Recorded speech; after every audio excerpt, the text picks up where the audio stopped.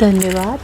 हे पिता परमेश्वर, ह्यांच्या जीवनाला, ह्यांच्या परिवाराला, ह्यांच्या नोकरीला, ह्यांच्या व्यवसायांना परमेश्वर आशीर्वादित कर. तुझ्या सामर्थ्याने परमेश्वर जे सर्व संकटे दूर कर.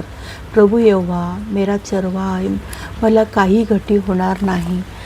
परमेश्वर आम्हाला रक्षण करत आहे, तो आमचा रक्षक आहे.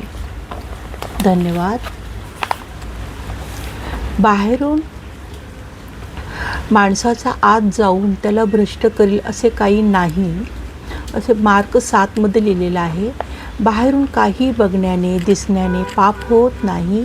बाहेरच्या गोष्टी समजल्यामुळे पाप होत नाही. कोणी कितीही वाईट बोललं तरी पाप होत नाही. आपले वाईटात पण काही चांगलं दडलेलं असतं, यातून पाप होत नाही. पाप करण्याने होते, हे वचन आहे. आणि माणसाच्या आतून जे निघतं तेच त्याला भ्रष्ट करते.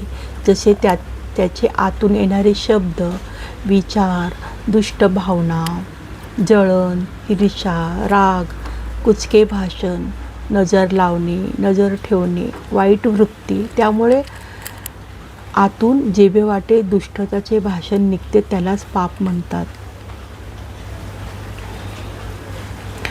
वचन म्हणते, जिभेवरच जीवन मृत्यू आहे. जे लोक ओठाने माझा सन्मान करतात पण त्यांचे अंतःकरण माझ्यापासून दूर आहे, ते व्यर्थही माझी उपासना करतात. तुम्ही देवाची आज्ञा बाजूला ठेवता व माणसांना संप्रदायाला चिटकून राहता. त्याची आज्ञा पालन व देवाची आज्ञा मोडता. माणसांची आज्ञा स्वार्थबुद्धीची, अप्पलपोटी, मतलबी, स्वतःचा फायदा करून घेतात. स्वतःची जय जयकार करतात, मोठेपणा करतात, नेहमी मानपणाची गोष्टी करतात.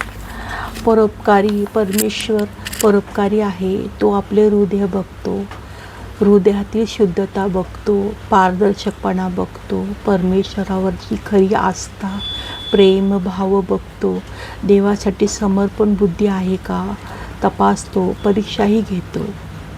त्याची उपासना खरी करतात का तपासतो. जसे शेजाऱ्यांना मदतीचा भावना आहे का, नीती आहे का पाहतो. माणसाने माणसाबरोबर माणसासारखे वागावे. आज समाज फार बदलला आहे, म्हणून परमेश्वर म्हणतो, आतून माणसांच्या आतून येणारे, मुखाद्वारे येणारे शब्द मी बघतो.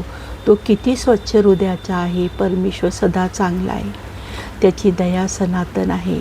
परमेश्वर आम्हाला तपासतो, आमचे हृदय तपासतो. धन्यवाद.